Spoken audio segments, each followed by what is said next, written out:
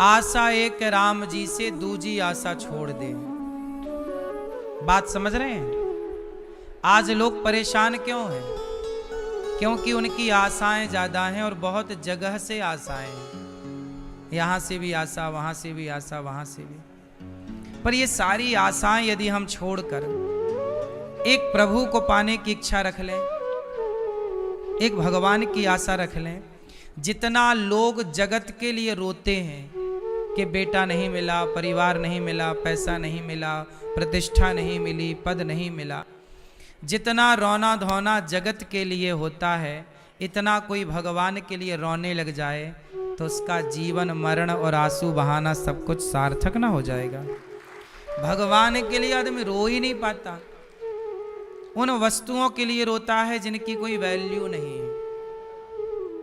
अच्छा एक बात बताओ, बच्चे को माँ बाप खिलौना नहीं दिलाते तो बच्चा रोता है कि नहीं? ऐसे रोता है जैसे अब तो उसके बिना रहेगा ही नहीं, उसके बिना जिएगा ही नहीं। लेकिन बच्चा को लगता है कि खिलौना मिल जाता तो अच्छा रहता। लेकिन माँ बाप के जीवन में, माँ बाप के सामने उस खिलौने की तो कोई वैल्यू नहीं है। माँ बाप को पता है कि बच्चा रो जरूर रहा है इस खिलौने के लिए, लेकिन इस खिलौने की वैल्यू इसके जीवन में कुछ नहीं है। सही है? उसी तरह आप जिन वस्तुओं के लिए रोते हैं वह एक खिलौना है। आपको लगता है कि ये मिल जाता तो काम हो जाता। हे भगवान, आपने हमें ये नहीं दिया। जैसे बच्चे को माँ खिलौना ना दिलवाए तो बच्चा माँ से शिकायत करता है कि तुमने हमें खिलौना तो दिलाया नहीं। लेकिन माँ उस समय कैसे समझा उस बच्चे को कि खिलौना महत्वपूर्ण नहीं है बेटा, है ना? लेकिन बच्चे को समझाया भी तो नहीं जा सकता उस समय। बस इसी तरह हमें कोई वस्तु नहीं मिलती तो हम रोते हैं। बेटा नहीं मिला, पद नहीं मिला, प्रतिष्ठा नहीं मिली, ये नहीं मिला, दौलत नहीं मिली। पर भगवान ने हमें इन सब चीजों से कुछ ज्यादा दे रखा है। अच्छा एक बात बताओ, बच्चे के पास बहुत सारे खिलौने हों और माँ ही ना हो, बच्चे का सबसे बड़ा खिलौना उसकी माँ ही तो है, नहीं है? बच्चे का सबसे बड़ा खिलौना तो उसकी माँ है। अब सारे खिलौना हो पर माँ ना हो तो इन खिलौनों की वैल्यू है? माँ की गोद ही, माँ का आंचल ही, माँ का दुपट्टा ही, माँ के पल्लू ही उसकी सबसे बड़ी छाया है। माँ का दूध ही उसकी सबसे अनमोल मिठाई है। लेकिन शायद वो बच्चा उस उम्र में ये नहीं जान पाता कि माँ क्या है। जब माँ होती है तो वो नहीं जानता, पर माँ चली जाए किसी की तो बच्चा कैसे तड़पता है माँ के लिए। फिर वो खिलौनों से नहीं खेलता, फिर माँ, माँ कहाँ, माँ को बुलाओ, माँ कब आएगी, माँ कब आएगी। उसे कौन समझाए कि माँ तो। मैं एक वीडियो देख रहा था, माँ फांसी लगाई, मर चुकी थी, छोटा बच्चा था, वो माँ के पाँव पकड़ के झूला झूल रहा था।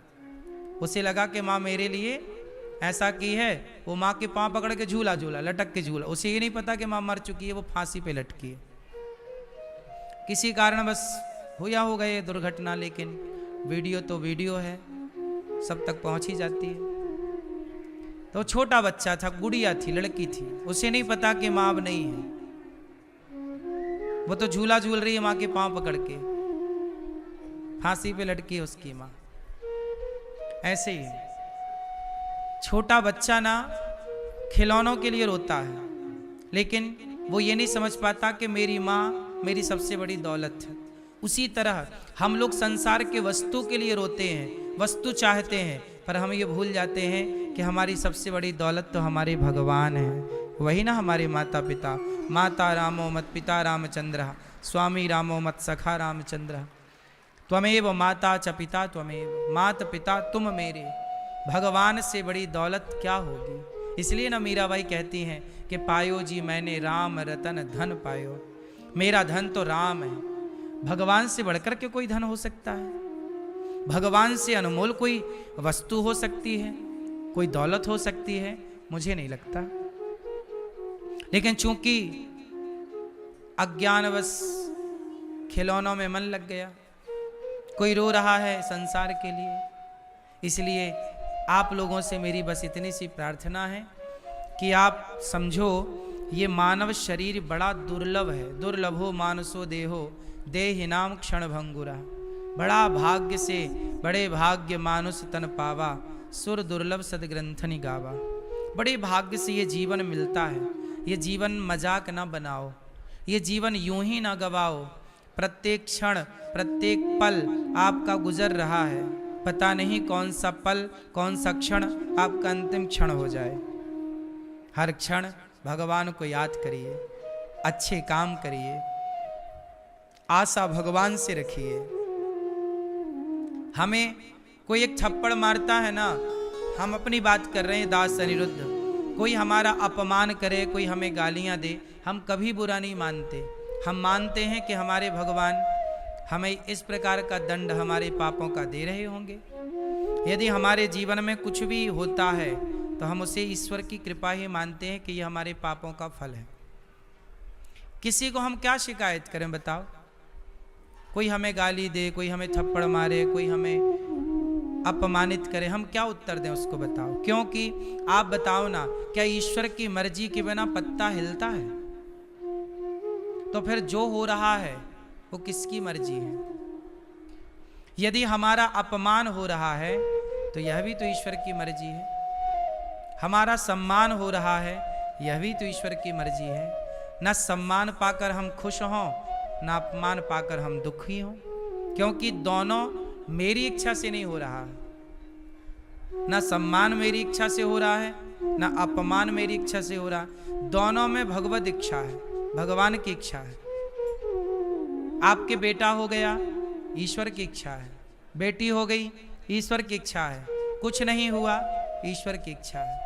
दोनों हो गए, ईश्वर की इच्छा है। जुड़वा हो गए, लड़का लड़की दोनों, ईश्वर की इच्छा है। हर हाल में ईश्वर की इच्छा क्यों नहीं मानता? ये प्राणी हर हाल में ईश्वर की इच्छा माने कि बेटी है तो ईश्वर की इच्छा, बेटा है ईश्वर की इच्छा, दोनों नहीं है ईश्वर की इच्छा, दोनों है ईश्वर की इच्छा। अपमान है ईश्वर की इच्छा, सम्मान है ईश्वर की इच्छा। हम तो सरेंडर कर चुके हैं। जाहि विधि राखे राम ताहि विधि रही। यही समर्पण है। ये लाइन, ये समर्पण केवल भक्त के लिए है। अब आप यहाँ मेरे से क्रॉस क्वेश्चन कर सकते हैं कि महाराज जी आप कह रहे हैं कि ईश्वर की मर्जी के बिना पत्ता नहीं हिलता, तो फिर आप मुझे बताओ, चोर चोरी करता है तो क्या ईश्वर की मर्जी से करता है? फिर ये सवाल खड़ा हो जाएगा। फिर सवाल खड़ा होगा कि कोई बलात्कार करता है तो क्या ईश्वर की मर्जी से करता है? फिर ये सवाल खड़े हो जाएंगे। तो ये दोनों बातें अलग अलग हैं। कई बार आप लोग ना दो बातों को एक मान लेते हो। यहाँ दो बातें अलग अलग तरीके से समझी और समझाई जाती हैं, सुनी और सुनाई जाती हैं। आप इन दोनों चैप्टरों को अलग अलग देखिए। आओ हम इनको दोनों को अलग अलग समझते हैं। सब कुछ हो रहा है भगवान की मर्जी से। एक तो यह दृष्टिकोण है, ये विचारधारा है। पर ये देखो कि ये विचारधारा है किसकी? ये बात सबके लिए नहीं है।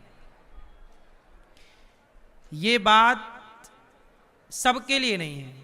अब जैसे प्रधानमंत्री हैं, प्रधानमंत्री को कोई कहे नरेंद्र मोदी जी को, अरे ये तो मेरा बेटा है, क्या ये बात सब कह सकते हैं? ये बात केवल उनकी मां कह सकती है। ए ये तो मेरा बेटा है, बोलो हाँ। ये राष्ट्रपति है, अरे ये तो मेरा बेटा है। आप कह सकते हो कि ये मेरा बेटा है ना? कुछ बातें सबके लिए नहीं है। बात समझ में आ रही है आपको? लेकिन आप लोग क्या मानते हो? नहीं नहीं, ये तो सबके लिए।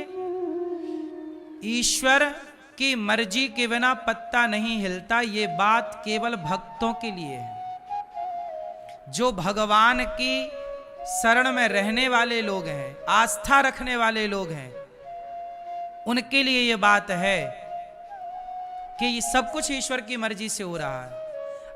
अब बताओ, जो भक्त लेवल का व्यक्ति होगा, सज्जन होगा, वो ये माने कि कण कण में जो हो रहा भगवान की इच्छा से, क्या वो बलात्कार करेगा?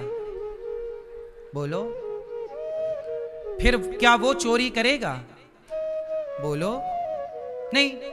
अब चोर चोरी करे और यही सेंटेंस कह दे, अरे गुरुजी ने तो कहा था भगवान की मर्जी से सब हो रहा, भगवान की मर्जी के बिना तो पत्ता नहीं हिलता। परंतु ये बात चोर के लिए थी ही नहीं, ये बात बलात्कारी के लिए थी ही नहीं। अच्छा ये बताओ, सारी बातें सबके लिए होती हैं?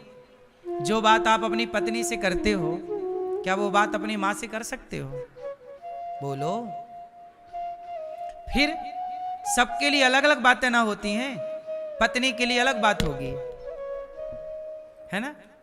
पत्नी के पास पति आता है तो अलग भाव से आता है, अलग बात करता है। माँ के पास जाता है, अलग भाव होता है, अलग बात करता है। ऐसा थोड़ी कि पत्नी से भी वही बात और माँ से भी वही बात।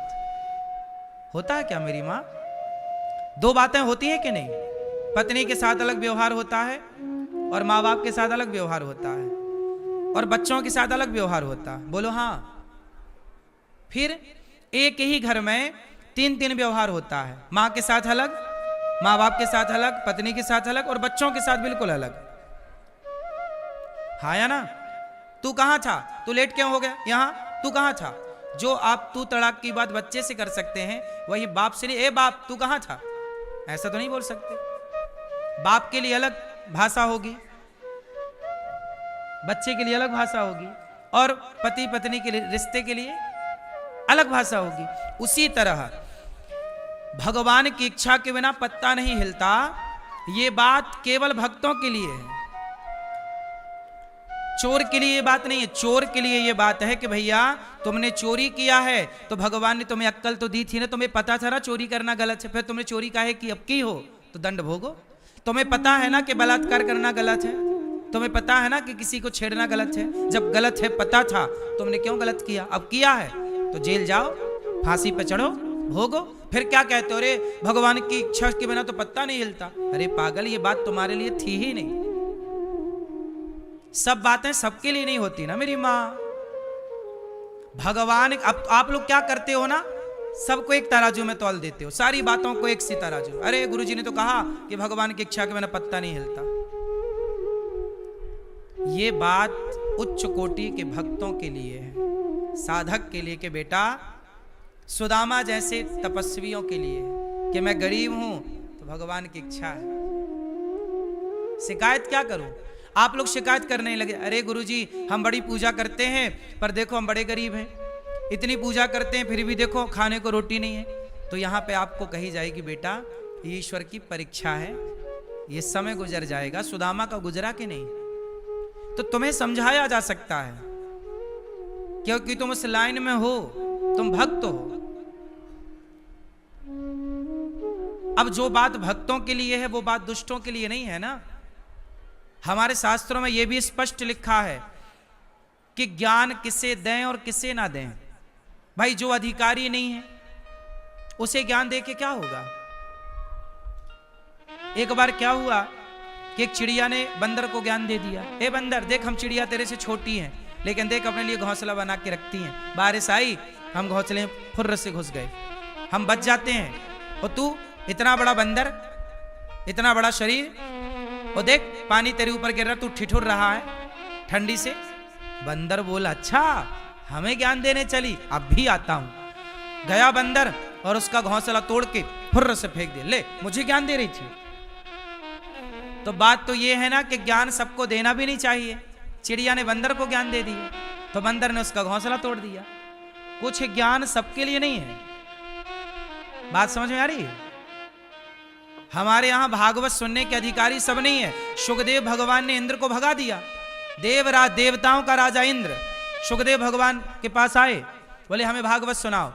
क्वा सुधा क्वा कथा लोके क्वा काचा क्वा मणिर महान। ए इंद्र तू अधिकारी नहीं है भागवत सुनने का। सोचो देवराज इंद्र को सुखदेव भगवान चल जा, क्वा सुधा क्वा कथा लोके क्वा काचा क्वा मणिर महान।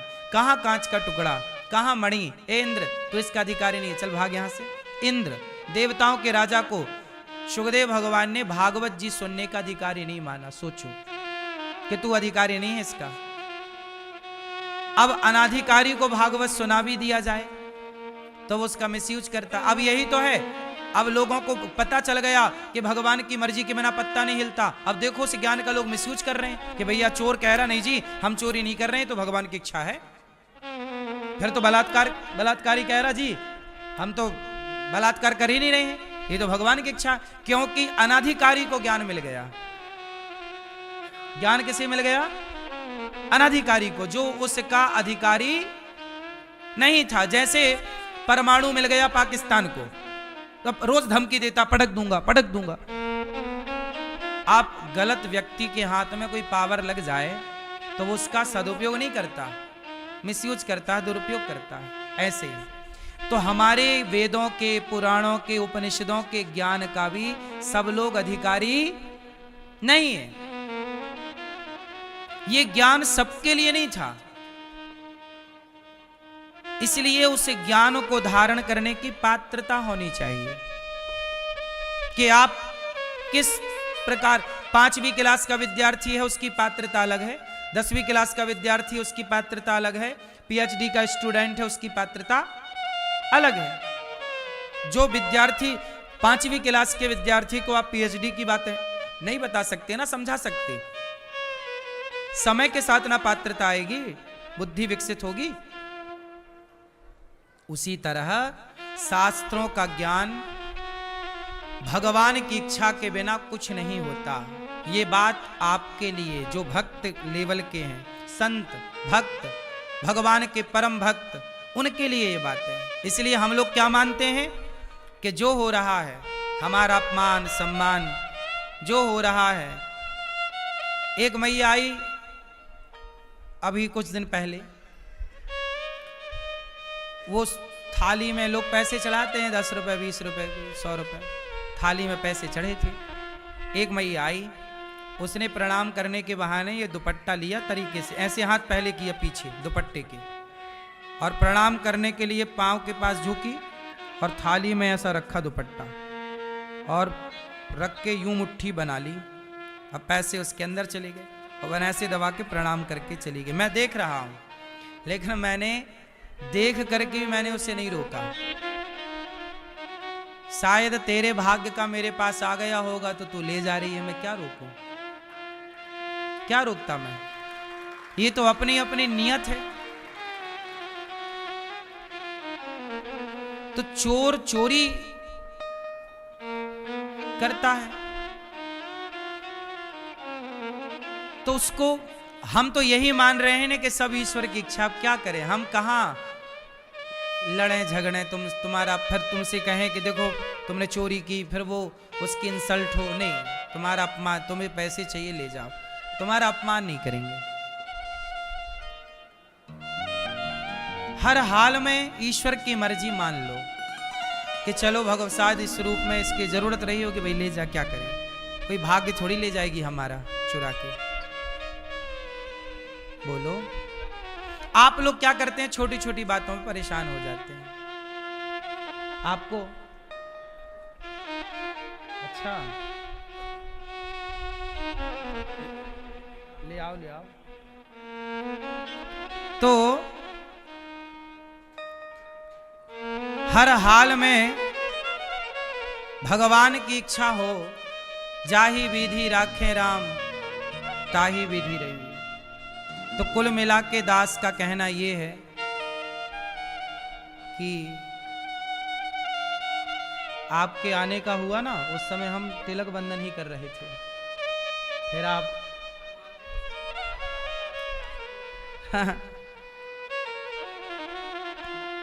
ये भगवान की बड़ी, ये विषय जो हैं ये बड़े गूढ़ विषय हैं। इन विषयों को जानना समझना, कल हम लोगों ने कथा में सुना कि इसलिए आप लोग क्या समझे इस पूरे सब्जेक्ट से कि कभी भी हमें ये टिप्पणी नहीं करनी चाहिए कि ये जो हो रहा है ये भगवान कर रहे हैं भगवान, पर हम दोष ना लगाएं भगवान को, ये हमारे कर्म दंड हैं। दशरथ जी, अब यहां देखो दो बातें फिर हो गई। दशरथ जी को पुत्र के लिए तड़प तड़प के रोना पड़ा, दशरथ जी को पुत्र के लिए तड़प तड़प कर रोना पड़ा। तो क्या ये ईश्वर की इच्छा है? नहीं, ईश्वर की मर्जी के बिना पत्ता नहीं हिलता, ये बात अपनी जगह सही है। पर दशरथ जी ने किसी पुत्र को मारा था, तो किसी के पिता रोए थे तो उनके रोने का परिणाम इन्हें मिला कि इन्हें भी रोना पड़ा। तो ईश्वर की मर्जी के बिना पत्ता तो नहीं हिलता, पर कर्म दंड भी संग चलता है। कई बार कर्मों का फल भी हमें मिलता है, तो कर्मों का फल जब मिले तो ये समझ लेना चाहिए कि ये भगवान की इच्छा है, क्योंकि भगवान को ना काहू को सुख दुख कर दाता और निज कृत कर्म भोग सब भ्राता। भगवान किसी को दुख नहीं देते, भगवान किसी को सुख नहीं देते, लेकिन जो प्राणी करता है उसका दंड ईश्वर उसे निश्चित देते हैं। अवश्यमेव भोक्तव्यम, अवश्य भोगना पड़ता है। परंतु एक बात और भगवान कहते हैं कि सन्मुख हो ही जीव मोहि जबहि जन्म कोटि अघना सही तबहि। भगवान कहते हैं कितना भी बड़ा पापी हो मेरी शरण में आ जाए तो मैं उस पापी के पाप को भूल कर उसे हृदय से लगा लेता हूं। ये बड़ी कृपा है। कोई कितना भी बड़ा पापी हो तो पापी से पापी व्यक्ति अपने पाप को भगवान के आगे आकर समर्पित कर दे। श्री राम जय राम।